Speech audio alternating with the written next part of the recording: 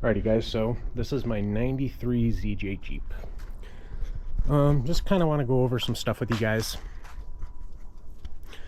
The first thing is the driver door on this was extremely roached with rust. I took the cladding off, I grinded it down, threw a little bit of body filler on there. I'm getting this aligned tomorrow, that's why I kept the door handles and the mirror and all that other BS on. But I did body work it, and I'm supposed to rain tomorrow as well, so I wanted to get it in primer before tomorrow, just so the water doesn't get trapped in with the body filler, causing more issues. But this bottom rocker is just rusted really bad too.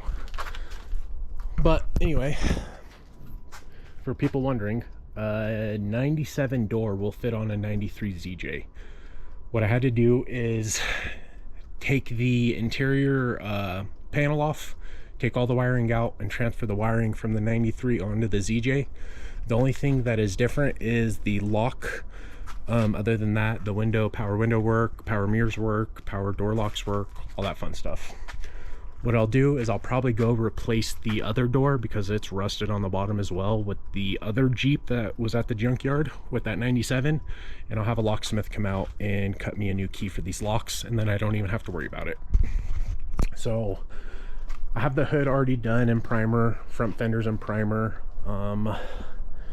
Actually bought this Jeep for like 800 bucks. It came with the winch and the bumper. I threw the lights on, and I put a new fender on this side. I took the cladding off on this side, but I don't know if you guys can see, but there are little nipples right here that the cladding has a mount. The mount goes on here and the cladding pops onto there. And it also came with the roof rack. What I did was I added two 10-inch subwoofers. I also did a onboard inverter with a air compressor so I can air up and down the tires. This had originally came with the 4-inch rough country lift on it.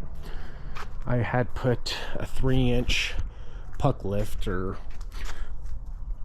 spacer lift pretty much. It's right on top of the springs there. I did shock extenders. I replaced the shocks and did BDS. I did the IRO steering linkage bars for inner and outer tie rods. And then I did the Rusty's adjustable track bar with the new frame mount. Did the Rough Country's sway bar and link with quick disconnects, and then I did the max speeding lower control arms in the front, and the upper control arms from Rough Country are adjustable as well. Then the rear, I just did the BDS shocks with the shock extenders on here, and then I also did the lift back here. I rebuilt the drums in the back, and then I did stage 2 calipers with carbon fiber pads and drilled and slotted rotors. The interior is actually really good shape as well, surprisingly. Sorry, I kind of have it all ripped apart, as you can see. But I did an aux beam switch on here too. It's an 8-button panel, and then I think that's a 13-inch touchscreen, does full 360 on it. Has Rockford Fosgate speakers all the way around. I'm going to amplify the speakers too. And then the subs I have back here are two 10-inch T1 subs. So yeah, my goal is I would like to paint it this Nardo gray. I'm going to do base coat, clear coat. I'm using Speed Coat products for this, for the primer and for the base coat. And then I am actually going to use Limeline for the clear. I have an Iwata LPH 400 I'm going to use the base coat clear with, and then this is the primer that I used as well. You can also reduce it by 20% and make it into a sealer. I personally think it sprays pretty thin already, so I don't think you need to worry about it. I'm going to paint it all after I get it aligned and do all the rest of the body work. I'm going to sand it. I'm going to get everything painted. I'm actually going to take the doors off, paint inside all the door jambs, hang the doors back on, and then I'll paint it. Then after that, I'm going to do all the suspension work. I'm going to Raptor line it in a bronze gold. So yeah, so far this is kind of where we're at. This came a long way, didn't run. Got the transmission rebuilt, put a shift kit in the transmission. Did a cowl induction intake on this as well. Put a nice Optima battery in here too. Nice high output amperage alternator. Did an AC bypass for it. Did a coolers water pump for it. Did an Omnix power steering pump. And then I also put on a catch can on here, billet catch can, which I'll clean all this up after it's done. Yeah, then this is the switch for that aux beam, which I think is super cool, because all you do is just put your power on ground and it's all fused right here. So I think that's really cool. I don't know if you guys can see it that well or not, but regardless, really cool. What else? Got new plugs, wires, threw a new throttle body on there with the new IAC. Did a new crank and map position sensor. Yeah, I mean, it's getting there. It's work in progress. I'm gonna do this in that bronze gold as well. Back of the mirrors, I'm gonna put some covers over the side panels, or the rocker panels down at the bottom. Those will be gold, and the door handles will be gold as well.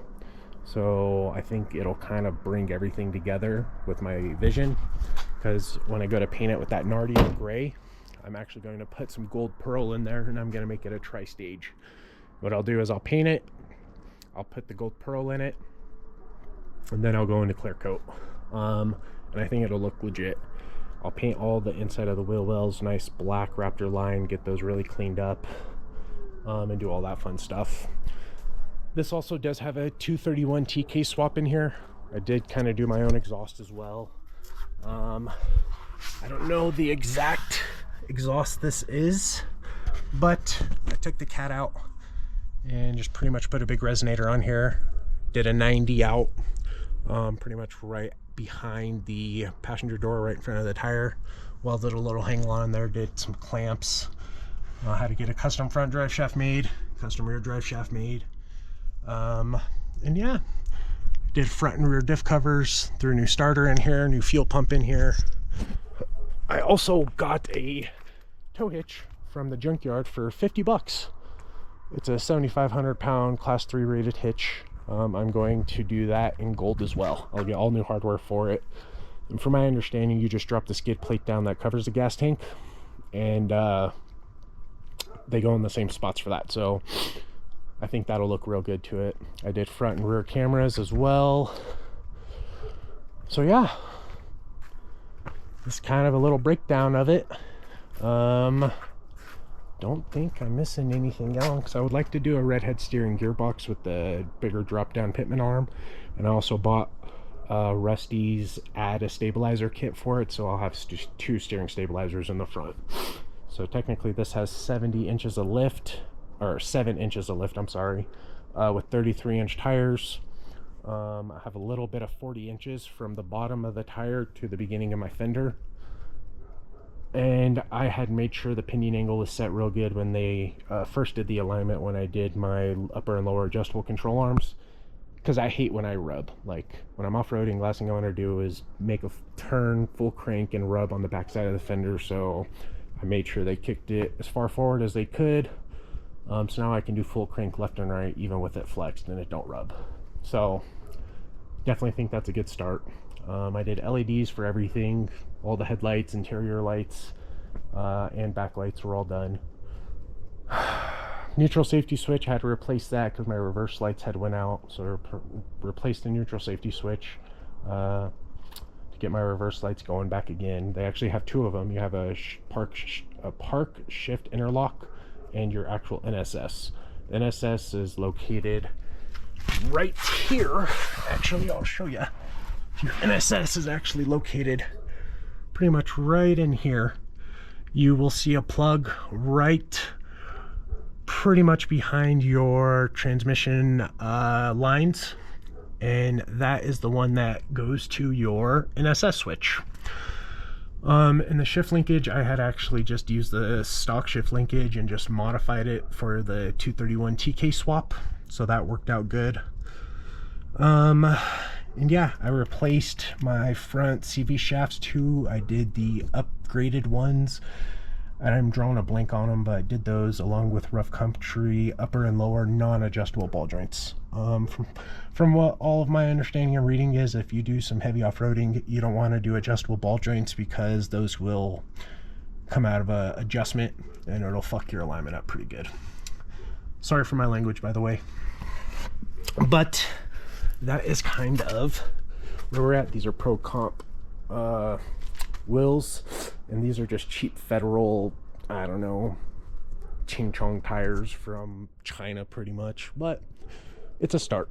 You know, bought this for cheap, and I really want to throw my soul into this. I want this to look really nice. It's going to be my hunting rig. I know, kind of sounds stupid to make it look nice, but I also do paint and body work for other stuff. That's my truck, customer's Mustang 67 F250, my race car, which is a 98 Trans Am, all kinds of fun stuff here. So yeah, hopefully I will keep you guys updated more with what else I have going on as I progress. When I get the whole thing in primer, I will actually take pictures or do a video with each steps when I start hanging the door on the other side of grinding down the spots, putting body filler on them, putting it in primer. Like I said, I'll get the whole thing in primer again, and then what I'll do is I'll guide coat it, sand it down, probably do some 320, maybe 240, and then do 320, work my way up to 400. If I'm gonna sealer it, I'll stop at 400. If I might just go straight into base coat, I'll go up to 600 and probably wet sand 600, and just kind of go from there, and just make sure everything's nice and flat and straight. And then, like I said, I will send you guys videos as I progress. But I think if what I'm envisioning comes together, I think it'll look really good. So yeah.